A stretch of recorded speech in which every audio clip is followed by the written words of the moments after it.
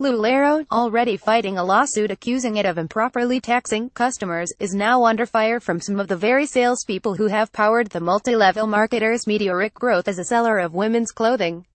Sales representatives with Lularoe, who are technically independent contractors, have told CBS Money Watch the company misled them about the time and risks involved in launching a Lularoe business, as well as the potential income people can earn from becoming a consultant who sells its merchandise.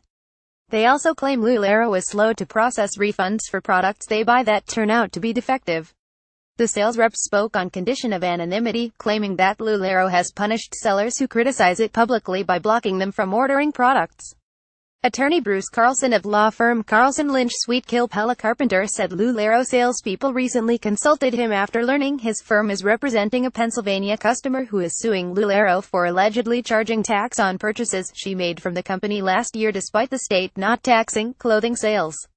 Carlson Lynch has not been retained to pursue any legal action on behalf of the sales reps interviewed for this story. 0.600% growth. Lularoe was founded in 2012 by Deanne Stidham, who, according to the company's website, was a single mother of 7 children at the time and named the company after her 3 oldest grandchildren, Lucy, Lola and Monroe.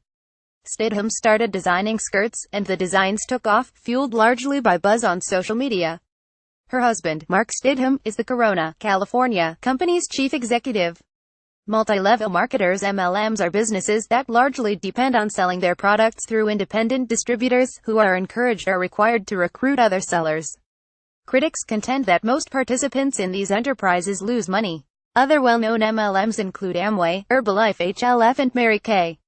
Lularoe's sales have soared 600% to around $1 billion as of 2016, according to details released as part of the suit regarding its tax practices. That would make the privately held firm one of the country's largest MLMs. Lularoe has declined to discuss its financial performance and other company details, including its total number of consultants. Business Insider last year pegged the figure at 35,000, up from 2,000 in 2015. The company also declined to answer questions about the complaints leveled at the company by some of its sales reps, as well as to discuss how much sellers of its wares typically earn. Lularoe wouldn't be where we are today without the passion, dedication and success of our fast-growing network of independent retailers, the company said in a statement to CBS Money Watch. We take the concerns or questions they have seriously. Beyond that, we do not comment on rumors and speculation, and believe these allegations are without merit. About 90% of Lularoe's sales reps who have joined the company since 2012 still sell its products, said a source close to the company.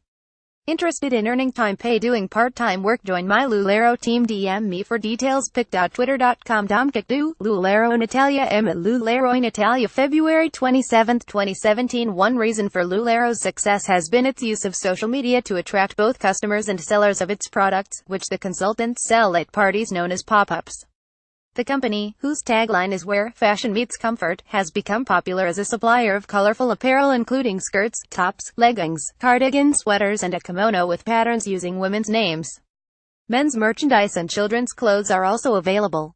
Prices vary depending on the consultant, but generally range from $23 to $70. Lularoe's message of empowerment has particularly resonated with millennial women. It proclaims on its website that joining the company can restore or improve confidence in both your appearance and your abilities, and it will provide immense satisfaction as you help others to find such confidence in themselves. To become a Lularoe vendor, new salespeople are required to buy what the company calls onboarding packages containing an assortment of its fashions, at a price of $4,925 to upwards of $9,000. Lularoe also recommends that salespeople keep about $20,000 in inventory at any given time and encourages consultants continually to invest in their businesses. The high costs are meant to convince wannabe entrepreneurs that Lularoe is a serious business. Still, turning a profit is difficult. The company estimates the average commission that reps earn is a paltry $85 per year, according to Tracy Conan, a forensic accountant and critic of the MLM industry, citing a 2015 income disclosure statement from Lularoe. In a January post on her blog, Conan described Lularoe as a grant scheme made to look like a real business. Checking for wholesale. Along with Lularoe's rapid growth has come a raft of complaints about the quality of its products. A private Facebook group dubbed Lularoe Defective has more than 11,000 members, and many say the quality of the company's products is slipping. My husband now does legging checks to make sure my butt doesn't have holes before I leave the house, wrote Jess Dove, a member of the group. Yes, it's a way for him to admire my assets, but too many times it was actually needed, said another consumer on Facebook. I have only bought Lularoe in the past month, and everything has gotten holes. Every legging is a different size, some fabrics feel ultra thin, some thicker.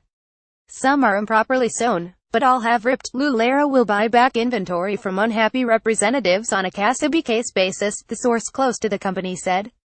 Still, Lularoe's record addressing consumer concerns has earned it an F rating from the Better Business Bureau for ignoring consumer complaints. Some Lularoe salespeople say they've been inundated with returns from unhappy customers, leading the reps to seek refunds from the company for defective merchandise.